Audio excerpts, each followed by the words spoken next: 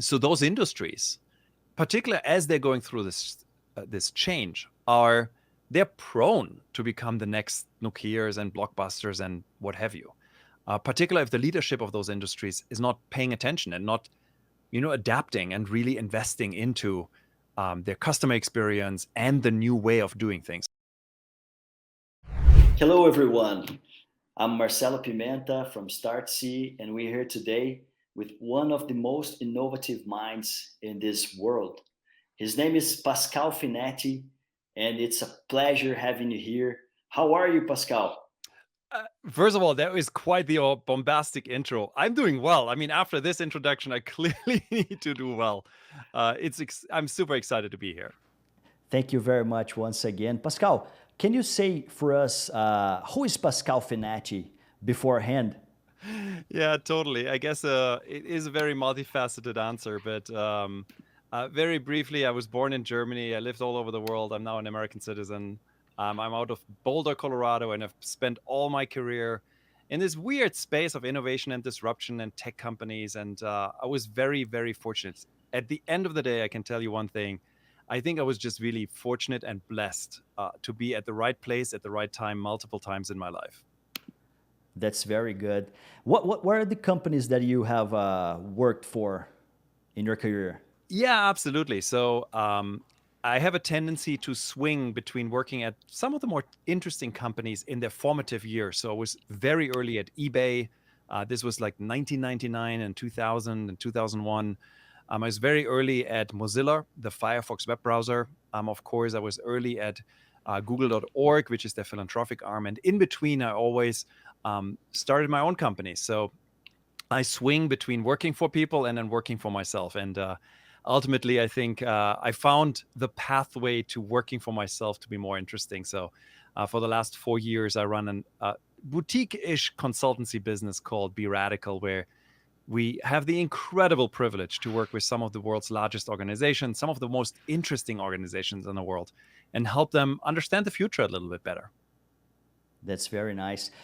If I could ask you, like, what's the best thing that you ever done in your career so far? What's the thing that you say like this was amazing? The thing that I built from the zero, from the scratch. Yeah, as first of all, I have to say the most amazing thing was marrying my wife. Let me just be clear about that first. When it comes to business, when it comes to the world of work, I had the great fortune and pleasure to work, as I mentioned earlier, at some really interesting places, like eBay and Mozilla, etc. I think probably because I also was very young, eBay might stand out as the most incredible experience. Um, so as a barely in my 20s and worked at eBay, we saw incredible growth at eBay Germany. It just grew like wildfire. We had a very small team doing truly extraordinary work to this day, I think. And I'm chasing this like feeling of being part of these teams, which are incredibly empowered, do really meaningful work and do it really, really well. And so that for me was just an outstanding experience. Great, great. If I could ask you about change in the recent years of the world, what would you say that are the most significant things that are going to change within maybe the next couple of years? Can you predict something? So I don't have a glass ball where I can look and tell you what the future will look like. Um, Also, just want to point out that whenever you see someone telling you they know what the future holds, always ask yourself what their agenda is, because they clearly have an agenda, because nobody knows. I think that's also the ultimate truth, but also so exciting about the future, because really the future is ours to make. Now, that being said, clearly there's a whole bunch of change happening in the world, without a doubt. So anything in the tech space, where my home is really, when you think about artificial intelligence, robotics, genetics, all of those technologies, like think about the blockchain and crypto, all of those technologies are really coming into their age and really starting to become something. Some more than others. I would say AI clearly becomes a really useful tool, which we all benefit from. Crypto cryptocurrencies and non-fungible tokens and all that kind of stuff still feels a little earlier in that progression. But then also zoom out and think about what's actually happening in the world, which we shouldn't forget. Climate change, without a doubt, I believe is the biggest challenge we have as a species on this planet. You think about what's happening in the political climate around the world, like tendencies to go more towards the extremes, more left and more right-wing parties rising. So there's lots to be interested in, maybe concerned about in terms of the future. Again, the good news is we can create that future. So I think the onus, the obligation is on us to actually create the future we want to see. You said something very, very that I agree very much, which is we can create the future. If you were like an entrepreneur, and most part of our audience now here, it's formed by entrepreneurs, what would you look at when? What are your concerns when we are creating our own future? And if you were an entrepreneur right now, what would you like to look beforehand? Yeah, you see, I think it's really interesting when you think about the future. You live in this interesting world of this paradox, because on one hand, again, the future is unwritten. Like you and I and everybody else, we create the future, and nobody can actually tell you what the future will look like. On the other hand, if you are skilled, if you are open, you actually can see the early changes, the early inclinations, the weak signals of what this future might look like. Simple example. This here, you might remember this. This is a Palm Pilot. This thing came out in 1997. I remember buying one of those. It was the first like real consumer handheld device. And if you might remember, like running around with this thing, it was incredible. This is like the future. At the same time as this is the future, I'm hard pressed to find someone who in 1997 could imagine that this thing will become the iPhone, that this thing is the iPhone. I mean, you look at it, literally look at this, it looks like an iPhone. And this is the tricky part. Even if you could see this and you said, wow, this is going to be an iPhone, we all will have these things, they will always be internet connected, we've got all the world's information at our fingertips. The question then becomes, when does this even happen, right? And as we know, of course, hindsight is always 20/20 vision. We knew it took 10 years. It took until 2007 for Steve Jobs to get on stage and show us the iPhone. So I think as an entrepreneur, as a human being in general, we need to become really good at, on the one hand, like having these spidey senses, seeing these little changes in the world, these weird things, looking at a Palm Pilot and saying, what if, what could happen? But then also be able to take a step back and say, what needs to happen for this to be actually successful? And, just to like throw out yet another buzzword, which a lot of people like to talk about at the moment, the metaverse, right? Like clearly it's coming, but you look at the metaverse today and it isn't quite there yet. I'm hard pressed to find anyone who's like spending more than, let's say, 20, 30 minutes at a time in the metaverse, because you get a headache, you get dizzy. It's like these devices are heavy, etc. So again, the question then becomes, when will it become real? And as an entrepreneur, of course, your whole role is to figure out what matters tomorrow, and then figuring out when does this tomorrow actually happen. And there's a bit of an art to it. There's a lot of science to it. So it's doable, but it requires us to be open to it to begin with. That's very, very nice. It's amazing view. I remember in 2004, I saw a BlackBerry for the last time, I guess, maybe in 2004. And it was like an amazing phone with all those QWERTY keyboards. And it was, I said to myself, this is going to change the world. I don't know. But in 2007, there was iPhone, and it all changed again. But when we're talking about maybe innovation, lots of our audience here is formed by those entrepreneurs that are on growth scale, maybe this phase of venture capital, raising money, and all of that. What's your opinion on how those entrepreneurs should build their companies to innovate better than their competitors? Do you have any hint on that? Yeah, absolutely. So I think the challenge as an entrepreneur is, on the one hand, first of all, you need to be able to see the future. Now, let's assume that if you are in growth mode, you are fundraising, you actually have a vision for the future. What I hear a lot of entrepreneurs report back is, how do you bridge the gap between what you think the future will be and what you can build today? Right? And it's an interesting gap, because you go to an investor and you say, here's the future, here's a vision I have for the future. The investor gives you money for that. At the same time, you also need to bridge the gap. You need to get to, like, how do you actually build that future? Important here is to understand that sometimes your vision for the future can be so far out that there's like a perception gap. Like, people don't understand, what are you even talking about, right? Like Elon Musk telling you, like, oh, I want to put people on Mars.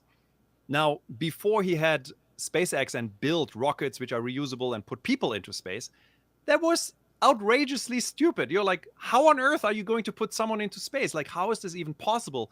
The last time we put people into space, it was like, this is rocket technologies from the 1960s. So the important piece here for me is that as an entrepreneur, you need to become really good at two things. One is you need to storytell. You need to be able to tell a relatable story. And that story is connected to my second point. And the second point is this ability to say, I have a vision for where the future will be.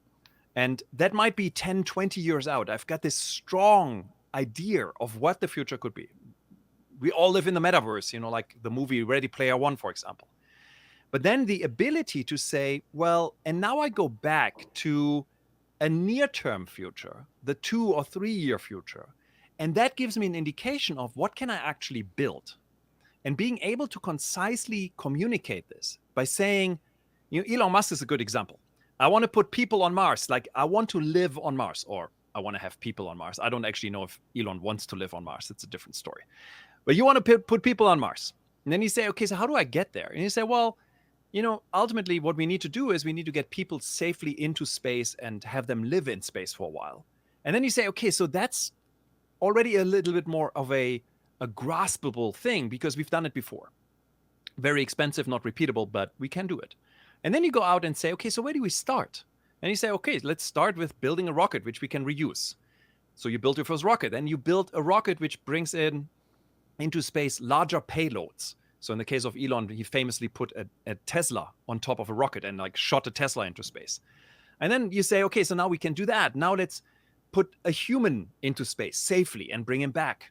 And then you eventually move forward. So I think the core essential skill for an entrepreneur is have a vision for the future, a long-term vision, but then be able, and a lot of entrepreneurs have that vision, but they can't tell you how to get there. They say, oh, it's going to come.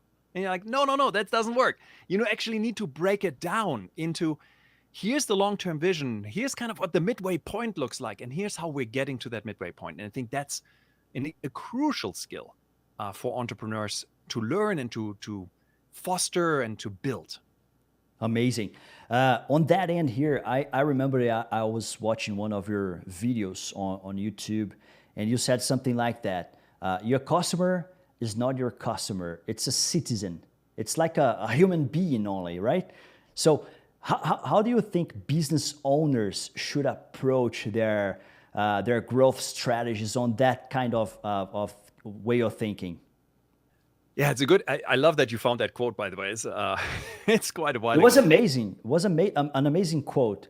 And it's true. I mean, here's the thing. If you're thinking about growth, if you're thinking about your customers solely as numbers, then there's a very quick and very easy way for you to fall into the trap to essentially just satisfy the numbers, really don't care about the customer. You lose touch with the customer.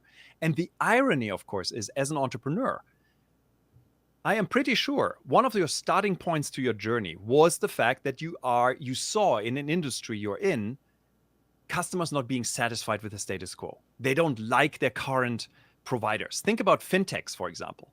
So these like modern banks we see, like these online banks, they're all about making you as a customer feel better about your bank, about like using them, making it easier, etc. Whereas, like the old stodgy banks have lost touch with them because the old stodgy banks look at you as a number. You're just a number. And I think it's dangerous. I think it's easy to fall into the trap, particularly as you're growing and you're fast growing, to really think about customers only as numbers. And the very best companies, and I guarantee you can, if you think about a company you personally like, you realize that they actually care deeply about their customer. You know, a good example here in the United States always is like everybody loves to talk about Patagonia, the outdoor, gear brand. But you think about like how Apple treats you. Like you don't feel Apple treats you like a number. Most people feel like, wow, Apple is a cool company. They like me as a customer. They care about me as a customer.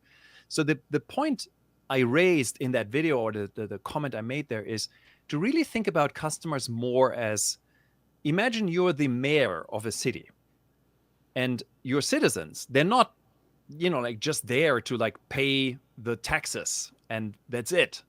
But they are part of you. They're part of your organization. You want to listen to them. You want to engage with them. You want to be there for them. And I think the very best companies do that. So really think about, start with, and I'm sure you started there. Every company started there with like putting the customer front and center. But don't give it up. Like even as you grow. And I know it's getting harder when the numbers get bigger. You can still really keep touch with your customer, really care about your customer, do what's right for your customer, because your customers will always reward you greatly if you do so. Great, great. Another question here. Everybody talks about Nokia and Kodak and their failure cases in the business industry. But do you sense that there's any company that is passing through a very big challenge right now that nobody's talking about, but maybe you're feeling something that you could like enlighten us a little bit? You mean, what is the next Nokia? What is the next Blockbuster? Maybe, yeah. Maybe. Do you sense something like that? I think so. I think, Or markets or industries, I don't know, maybe. yeah. I think what you want to look at is, I think you see it in many industries, in many markets actually. When you look at where is a market at this brink of moving from what we like to call a state, from one way of fulfilling a customer's needs and desires, their wants, into another state. So think about, we talked about banking, for example, where you go into a branch and you talk to a person, to you do it all on your phone. It's really convenient, etc. Or think about cars, like the old way of, building a car is a combustion engine. Now we get into these electric vehicles. Even thinking about how do you buy a car? The old way was you walked into a dealership, and it was, at least in the United States, a terrible experience because they're just like, it's really unpleasant. You go to like Tesla, for example, and they've got stores which are much more like a cool fashion store, like you don't go into a dealership. So these are industries where like you go from one way of doing things to another. That's the first parameter I would look at, because that typically points towards a shift. And then you can ask yourself, in which industries do you actually have customers who are on average dissatisfied with the status quo? There's clearly industries where the customers are pretty okay with whatever the status quo is. Whereas I guarantee you there's a lot of industries where people are unhappy with their status quo. Again, I think traditional banking is notorious for customers not feeling valued, not feeling being heard, not feeling, like being served well. So those industries, particularly as they're going through this change, they're prone to become the next Nokias and Blockbusters and what have you. Particularly if the leadership of those industries is not paying attention and not, adapting and really investing into their customer experience and the new way of doing things. And so that's a long-winded answer to say, I quite frankly, I think there's thousands of companies and thousands of industries which are at this brink, at this moment where they either make it or may not make it based on how they behave. And of course, if you're an entrepreneur, it's a great time to be alive because this is a fantastic time to build businesses. Find an industry where you have people who are dissatisfied. Find an industry where the industry is going through this big shift, this change, and you are golden. If you make that shift happen and you make the customer happy, you will take away market share left, right, and center. It's a good time to be operating there. Great. I totally agree with you.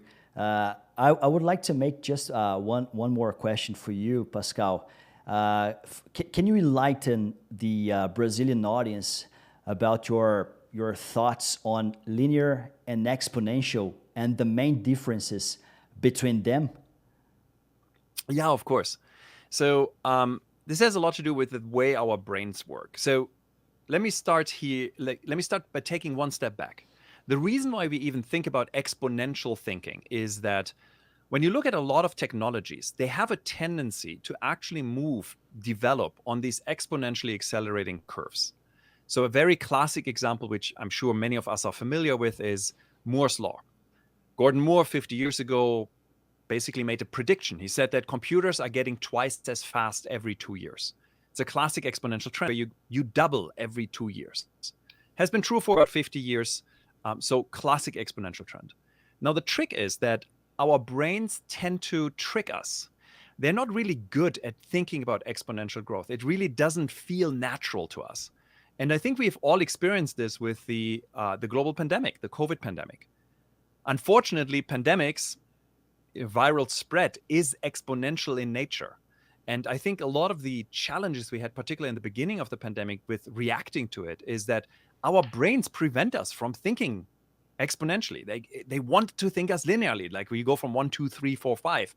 So we couldn't see how quick these exponential, curves move. So it is important. I think it's important for entrepreneurs, for anyone, to be able to step back and look at a technological development, for example, and really do the math, like pausing, forcing yourself and saying, okay, so, if it's not good today, where could it be tomorrow? And where could it be the year after tomorrow? And this is, I think, where the real magic happens. And this is where I believe it's so important to become an exponential thinker, because, again, most technology changes particularly move on these exponential curves.